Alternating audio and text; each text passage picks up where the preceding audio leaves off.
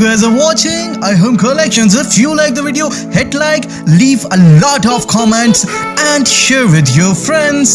Let's start the video.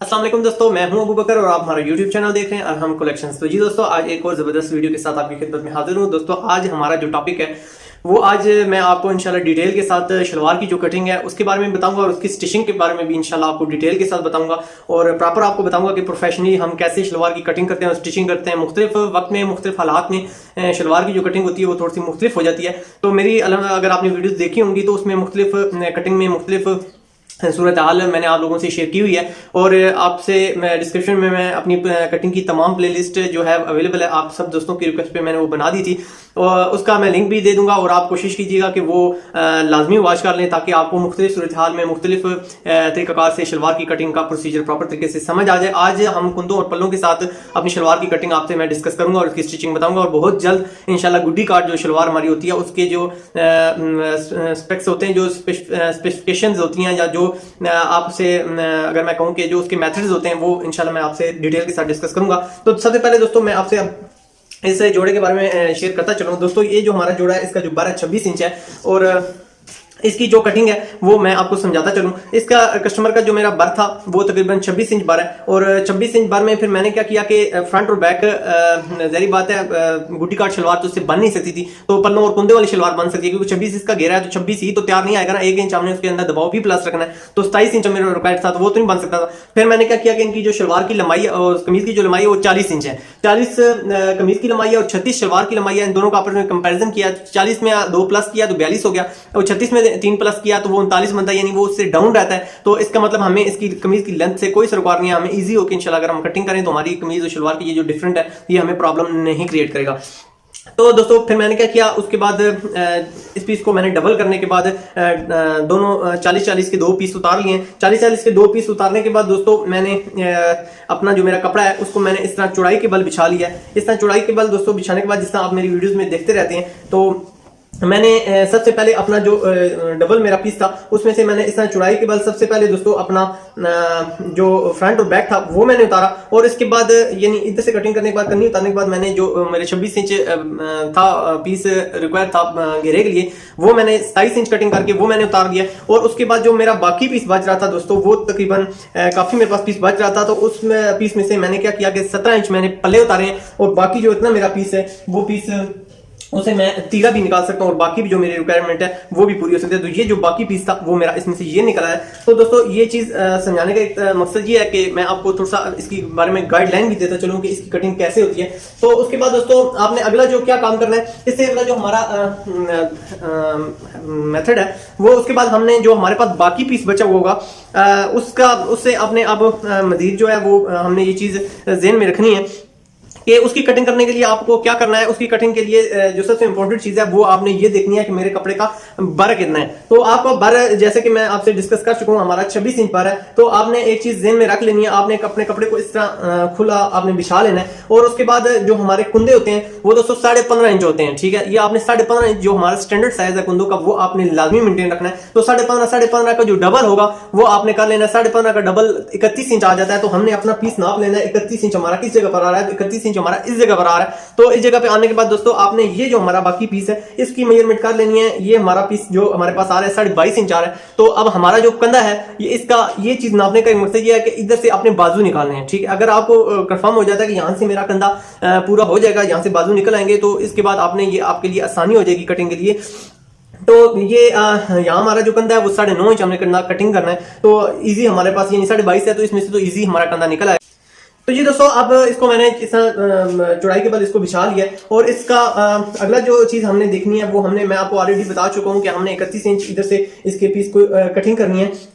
तो इस तरह 31 पे हम अपना एक निशान लगा लेते हैं और इसी तरह दूसरी तरफ भी हम 31 इंच पे अपना निशान लगा लेते हैं। और अगर दोस्तों आपका कंधा नहीं निकलता, फॉर एग्जांपल दूसरी कंडीशन में अगर आपका कंधा नहीं निकला, तो मैंने एक लास्ट ही कुछ दिन पहले मैंने एक वीडियो अपलोड की थी जिसमें कि आप अपने कपड़े का एस्टिमेट कैसे लगा सकते हैं। तो उसमें मैंने इसकी बारीकी भी बताई है कि फॉर एग्जांपल ये जो अगला हमारा पीस है इसमें से कंधा हमारा नहीं निकला तो हम क्या करें। तो उसको मेथड को आपने अप्लाई करना है। वो उस सूरत में है कि अगर फॉर एग्जांपल अब ये जो हमारा पीस हमने उतारा है इसमें से आपका कंधा नहीं बन रहा, ठीक है। अगर फॉर एग्जांपल अगर मैं ऐसे आपको ये चीज समझाने की कोशिश करता हूं ताकि आपको हर चीज क्लियर हो जाए और आपके ज़हन में किसी किस्म का सवाल बाकी ना रहे। फॉर एग्जांपल ये जो चीज है, अभी यहाँ तो हमारे पास पीस खुला है, कोई टेंशन की बात नहीं है। यहाँ अब हमारे पास 11 कंधा निकल रहा है, यानी 10.5 आधा इंच दबाव के बाद यानी 11 हम कटिंग करें तो 10.5 तक कंधा निकल सकते हैं। अब फॉर एग्जांपल 12 कंधा निकालना है, होता है ऐसा नहीं है, लेकिन अगर फर्क निकालना है तो उस सूरत में आपने ये कटिंग नहीं करनी। उस सूरत में आपने जो मैंने वो कटिंग अप्लाई की है उस सूट पे वो आपने अप्लाई करनी है। मुख्तलिफ वक्त में मुख्तलिफ कंडीशन में कटिंग जो होती है वो थोड़ी सी चेंज हो जाती है, ठीक है। तो आपने ये चीज ज़हन में रख लेनी है। ये सब जो मेथड्स हैं ये आप लोगों को सिखाने के लिए मैं अडॉप्ट कर रहा हूँ, आपको बताने के लिए इतनी मेहनत कर रहा हूँ ताकि मैं चाहता हूँ कि मेरे मुझसे सीखा हुआ बंदा किसी जगह पर मार ना खाए, ठीक है। तो इसके जो आपका प्यार है वो मुझे प्रॉपर रहनुमाई दे रहा है। आप साथ साथ फीडबैक में मुझे बताते रहते हैं, आपकी मोहब्बतों का बहुत शुक्रिया। इसके बाद दोस्तों अब हमने क्या करना है, इसके बाद अब हमने अपना ये जो पीस है इसको इस तरह बिछा लेना है।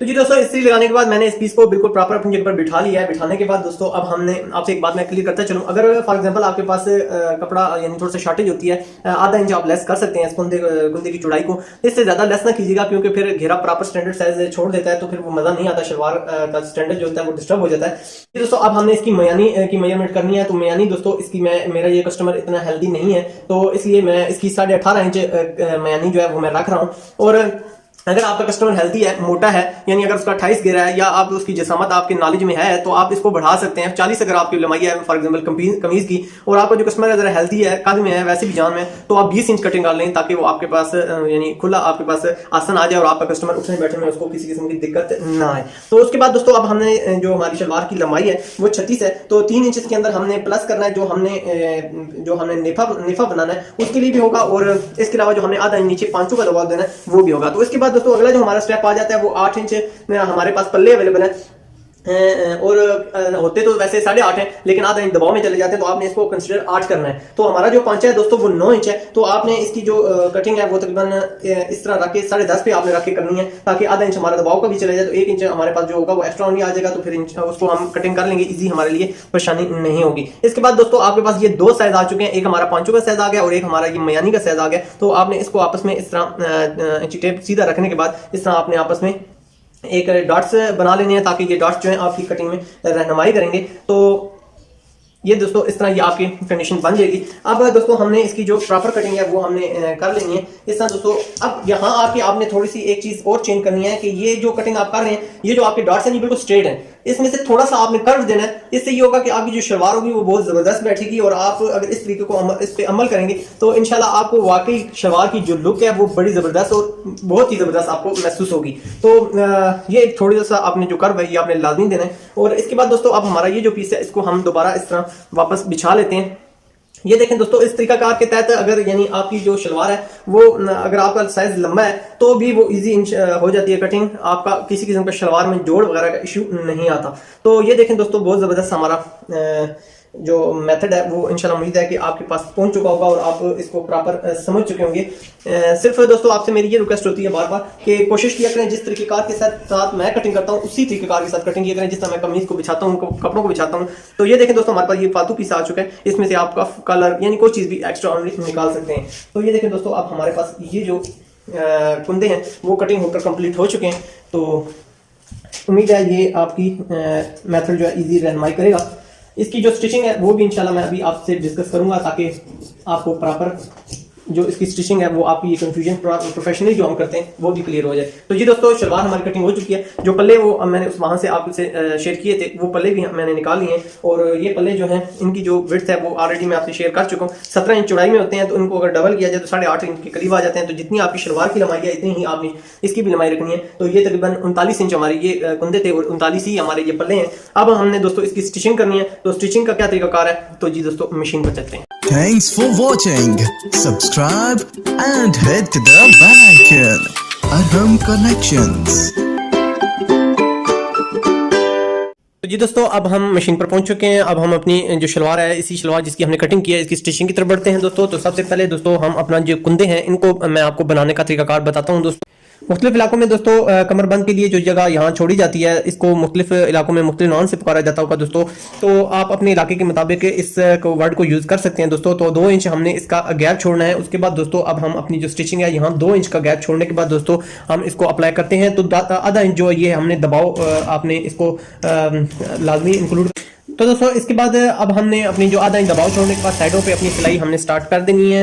और दोस्तों आपने इस चीज़ को मद्देनज़र रखना है कि प्रोफेशनली हम जो टाइम कवर करने की बात जब आती है, तो हम शलवार में अपना टाइम कवर करते हैं और जल्द अज जल्द इसको बनाने की हमारी कोशिश होती है कि जल्द अज जल्द इसको कंप्लीट किया जाए। इसके बाद दोस्तों अगला जो हमारा काम है वो अब हमने इधर से दोस्तों आपने ये जो 2 इंच हमने साइज छोड़ा है, इसको हमने इस जगह पे ले आना है और तिरछा करने के बाद ये चीज़ बिल्कुल सीधी हो और इसको भी बिल्कुल सीधा कर देना है। और उसके बाद दोस्तों अब हमने इसके ऊपर बिल्कुल सेम जो स्टिचिंग है वो हमने अप्लाई करनी है। बिल्कुल एंड तक हम इसको लेके आएंगे और नीचे हमने सिलाई नहीं उतारनी दोस्तों। इस जगह पर लाकर हम अपने जो ये कुंदे हैं इनको हम टर्न कर लेंगे। टर्न करने के बाद दोस्तों अब हम ये यहाँ पहुँचने के बाद दोस्तों जो दूसरा हमारा दबाव वाला पीस है, इसको भी दोस्तों हम इसी तरीके से इस तरह बैंडेज इसकी कर लेंगे और सेम तरीकाकार के तहत दोस्तों आपने इसको कंप्लीट कर लेना है। इसी तरह दोस्तों ये हमारी जो दस्तार कमर बंद बांधने के लिए दोस्तों, तो जो कमर बंद बांधने के लिए हम जगह बनाते हैं, हमारी ज़बान में इसको चिड़ी बोला जाता है। तो दोस्तों ये तकरीबन दोस्तों देखें इस कंडीशन में ये हमारी तैयार हो जाएगी। तो आपने इसको मद्देनजर रखना है और इसको प्रोफेशनली ऐसे ही बनाना है। इसी तरीके से दोस्तों आपने जो हमारा दूसरा कुंदा है उसको भी रेडी कर लेना है।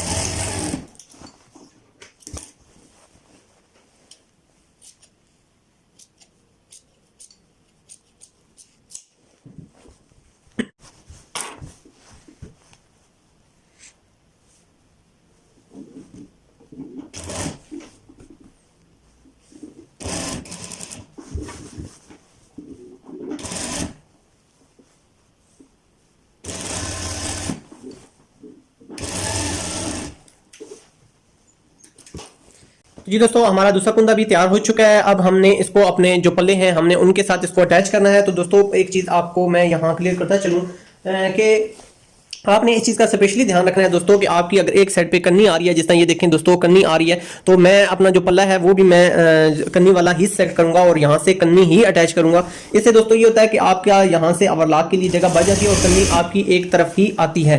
तो आपने इस चीज़ का ध्यान रखना है। और दोस्तों आधा इंच दबाव यहाँ दिया जाता है, लेकिन दोस्तों क्योंकि अगर मैं यहाँ आधा इंच दबाव नहीं देता तो जैसे कि आप यहाँ कन्नी की छोटी सी ये वाइडिश सी लकीर देख रहे होंगे, अगर मैं इसको इस पे तकरीबन मेरी सिलाई आ रही है, तो अगर मैं ये लगाता हूँ तो दोस्तों ये जब इस तरह मैं इसको शलवार को खोला जाएगा तो ये वाइडिश सी जो कन्नी है ये बड़ी बुरी लगेगी, बड़ी अजीब सी लगेगी। तो इसको भी मैंने कवर करना है। तो इसमें कोई ऐसा मसला नहीं होता। अगर इस किस्म का थोड़ा सा इशू आ जाए तो सूत्र 2 सूत्र आपने टेंशन बिल्कुल नहीं लेनी, लेकिन आपने अपने काम में नुक्स नहीं आने देना। अब हमने जैसे ऊपर से सिलाई स्टार्ट किया, बिल्कुल सेम तरीकाकार के तहत हम इसको भी मुकम्मल कर लेते हैं।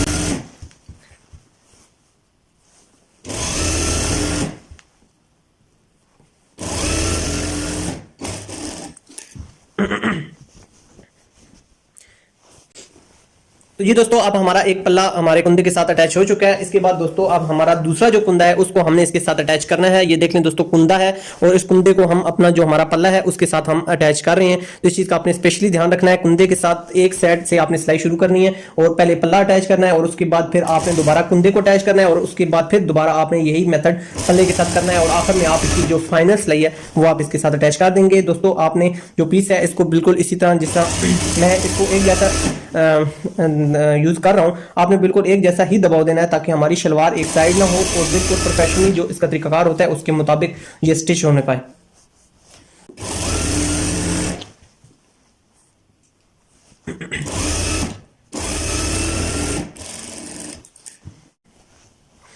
तो जी दोस्तों अब इसी तरह अब हमारे कुंदे के साथ हमारा दूसरा पल्ला जो है वो स्टिच हो रहा है।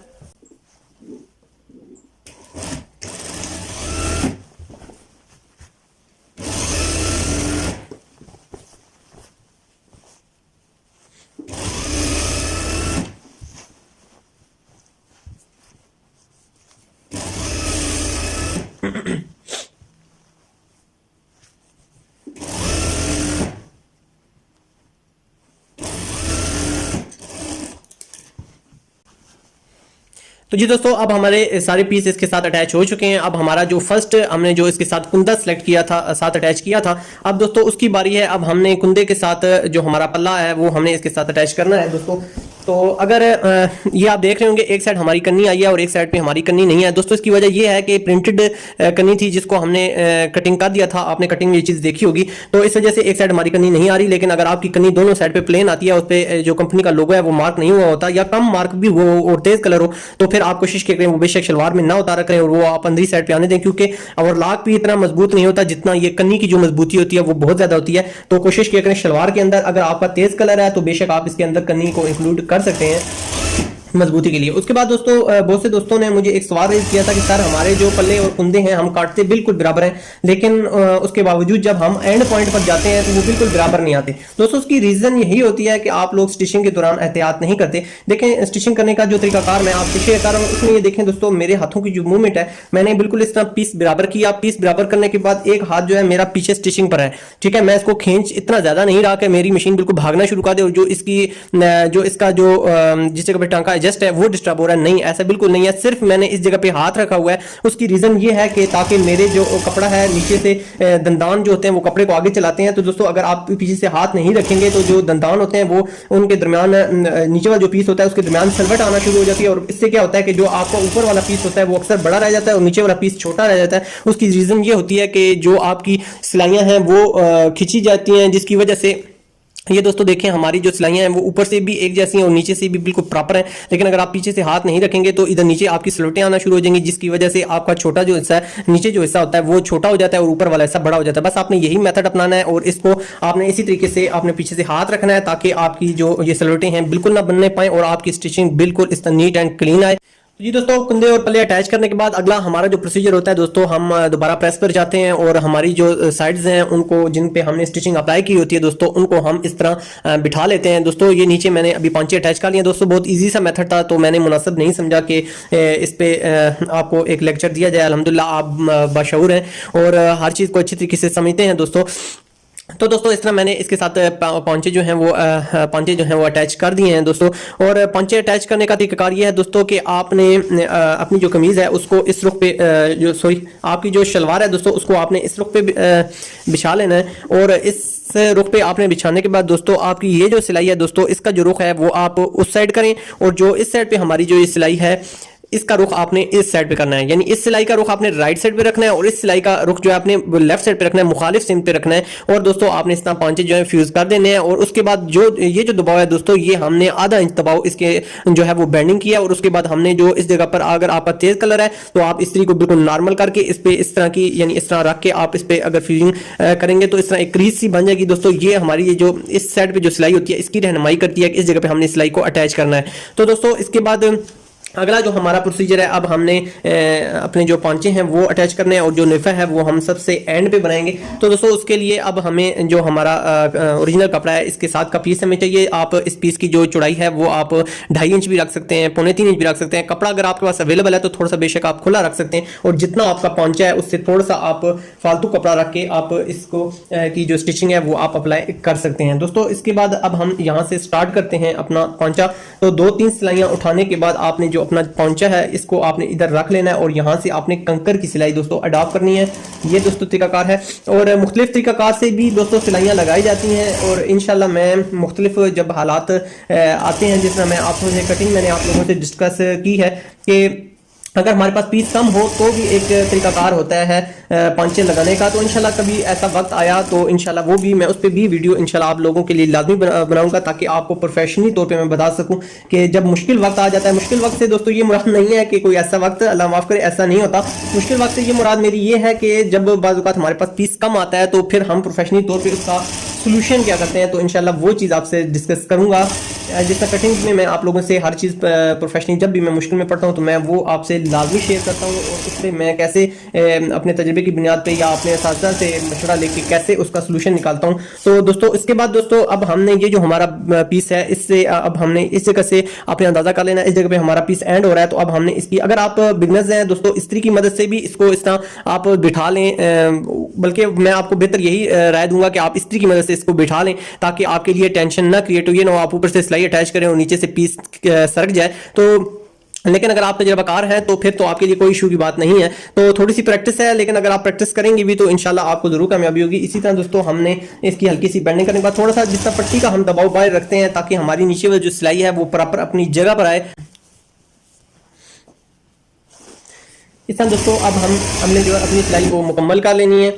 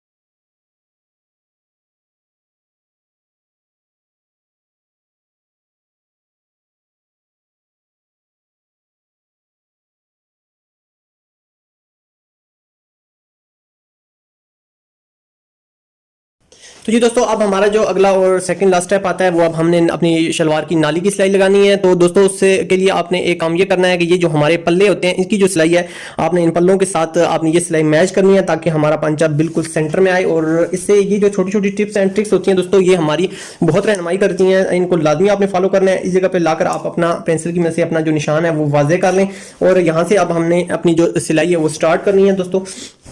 अब हम इस पे दोस्तों आपने खसूसी ध्यान रखना है। बहुत से दोस्तों की मुझे इस पे रिक्वेस्ट आई हुई थी कि दोस्तों सर हमसे नाली की जो सिलाई होती है वो प्रॉपर नहीं लगती। तो अब आपने इधर आकर एक काम जो करना है, पहले दोस्तों मैंने आपको ये सजेशन दी थी कि हमने जो पीछे से वो कपड़ा है वो नहीं खींचना, लेकिन नाली क्योंकि आड़ा कपड़ा लगा होता है तो यहाँ आकर आपने थोड़ा सा कपड़े को पीछे की तरफ खींचना है और अपने अगले जो हाथ है इसको आपने हल्का सा डिले देना है मशीन के लिए ताकि आपकी मशीन थोड़ी सी रुक कर चले और पीछे से जो आपका कपड़ा है वो मशीन खींचे। तो यानी आगे से आपने अपने हाथ को डिले देना है, यानी रोकने की कोशिश करनी है और पीछे से आपने अपने जो कपड़ा है उसको खींचने की कोशिश करनी है। इससे ये होगा कि आपकी आपकी नाली का जो टांका है वो बिल्कुल प्रॉपर लगेगा। अब दोस्तों हमने बिल्कुल एंड दरमियान में आने के बाद दोस्तों इस तरह हमने हल्की सी इस तरह गुलाई दे लेनी है और गुलाई देने के बाद दोस्तों थोड़ा सा हमने इस पे आगे जो अपनी जो स्टिचिंग है वो आगे लेके जानी है और हमने सिलाई नीचे उतार देनी है। अब हमने जो हमारा दूसरा पांचा है उसको भी सेम इसी तरीक़ाकार के तहत हमने यहाँ से स्टार्ट करना है। दूसरे पांचे के साथ आप अपनी जो सिलाई है इस तरह मैच भी कर सकते हैं और अगर आप चिटेप का सहारा लेते हैं तो भी बेहतर है। तो जी दोस्तों अब हम इस पे स्टिचिंग जो है हम अप्लाई करते हैं। इस जगह पर आप अच्छी तरीके से पक्का कर लें और पक्का करने के बाद दोस्तों अब हम उसी तरीक़ेकार के तहत जैसे हमने पहले सिलाई लगाई इसी तरीके से हमने दूसरी साइड भी अटैच जो स्टिचिंग है वो हमने कर दी है।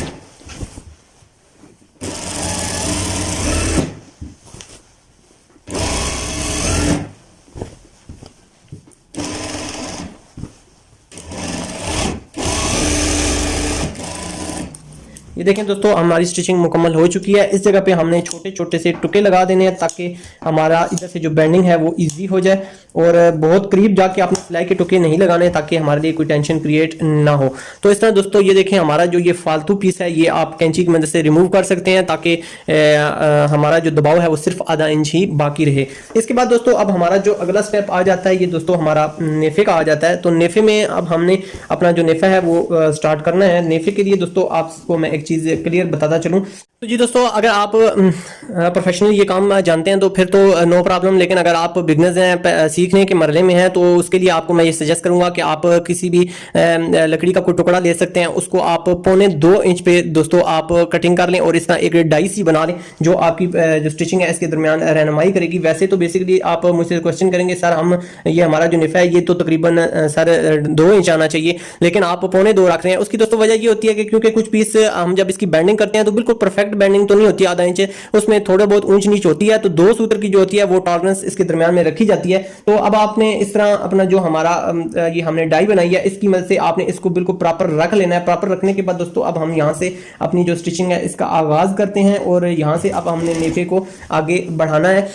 नेफे को दोस्तों इस तरह आपने थोड़ा सा आगे रखने के बाद इस तरह आपने बिल्कुल सीधा कर लेना है। सीधा करने से ये होगा कि दोस्तों ये आपका नेफा खुद ब खुद बनता जाएगा। खुद कैसे बनता जाएगा कि आप जब नेफे को थोड़ा सा भी टेढ़ा दोस्तों करेंगे तो ये थोड़ा सा डोलना शुरू कर देगा। डोलने से मुराद ये है कि थोड़ा सा इसके अंदर आपको खुद महसूस होगा कि टेढ़ापन आना शुरू हो गया है, लेकिन जिस जगह पर ये परफेक्टली बैठ रहा होगा आपने इस पर रहनुमाई नहीं है। देखें दोस्तों, अगर मैं इसको इस तरह लेके जाता हूँ तो दोस्तों ये देखें थोड़ा सा इसकी शेप भी मुझे बता रही है कि हमारा जो नेफा है वो थोड़ा सा अपनी जगह पर नहीं आ रहा। तो अब हम इसको परफेक्टली इस जगह पर कर लेते हैं, अपनी जो इसकी ओरिजिनल जगह है और ये अपनी जो डाई है इससे भी हम इस मदद ले सकते हैं। तो इस तरह दोस्तों हम इसको सीधा करने के बाद अपनी डाई से इसको हम बिल्कुल परफेक्ट कर लेते हैं। ये देखें दोस्तों, थोड़ा सा हमने इसको कम इसलिए रखना है क्योंकि ये प्रेस की वजह से भी थोड़ा सा आधा सूत्र का गैप आएगा, तो हम इसलिए थोड़ा सा इसको कम रख रहे हैं। इस तरह दोस्तों अब हमने अपना जो नेफा है इसको हमने एंड तक लेके जाना है और बिल्कुल एहतियात से लेके जाना है। और पहली जो सिलाई थी उसमें हमने जो दबाव है वो आगे की तरफ किया था, अब हमने पीछे की तरफ करना है। उसकी वजह यह है कि दोस्तों आगे हमने जो पांचे इसके साथ नीचे अटैच किए हैं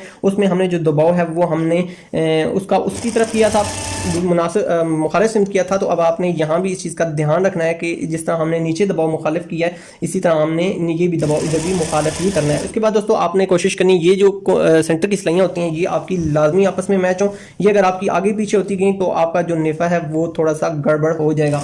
तो ये अगर आपकी सिलाइयाँ बिल्कुल बराबर नहीं आ रही तो ये आपके लिए इंडिकेटर है कि आपका नेफा किसी जगह से थोड़ा सा गड़बड़ हो गया है। तो आपने कोशिश करनी है कि अपना ये जो इंडिकेटर है इसको आपने यूज करना है और अपनी जो स्टिचिंग की सिलाइयाँ हैं इसको आपने बिल्कुल मेंटेन रखना है। इस जगह पे आने के बाद दोस्तों आपने थोड़ा सा पक्का कर देना है क्योंकि बार बार ये जगह यूज होती है, इसलिए इसको थोड़ा सा आपने पक्का कर देना है ताकि यहाँ से सिलाई हमारी ना निकले।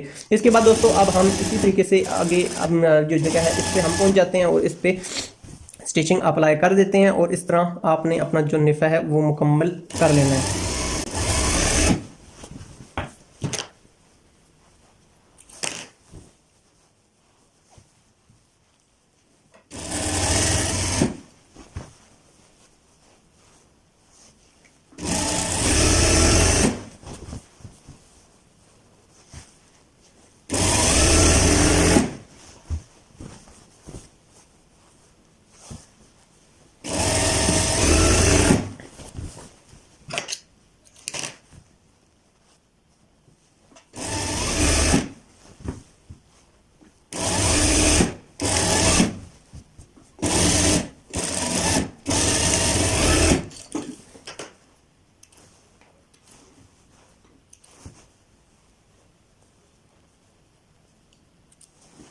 तो जी दोस्तों अब हमारी जो शलवार है वो प्रॉपर तैयार हो चुकी है, इसकी जो ओरिजिनल लुक है वो भी आ चुकी है। देखें दोस्तों हमारी ज़बरदस्त सी ननी मुनी सी जो चिड़ी है वो भी बन चुकी है और इसी तरह हमारा जो नेफा है वो भी कंप्लीट हो चुका है। उम्मीद है दोस्तों आज की हमारी जो वीडियो है वो आपके लिए बहुत हेल्पफुल साबित हुई होगी और आपको इसमें बहुत कुछ सीखने को मिला होगा और किस तरह हम प्रोफेशनल शलवार की स्टिचिंग करते हैं आप प्रॉपर समझ चुके होंगे। उम्मीद है दोस्तों आप वीडियो को जरूर लाइक करेंगे और अपने दोस्तों अपने चैनल अपने प्यारों से जरूर शेयर करेंगे ताकि वो भी कुछ ना कुछ सीखने के मरहले से गुजर सकें। तो इंशाल्लाह आपसे दोस्तों अच्छी सी मजीद किसी दूसरी वीडियो में आपसे मुलाकात होगी। जब तक के लिए अपने दोस्त अबू बकर को दीजिए इजाजत, मिलेंगे नेक्स्ट वीडियो में। जब तक के लिए आपका और मेरा अल्लाह हामी नासिर, अल्लाह हाफिज।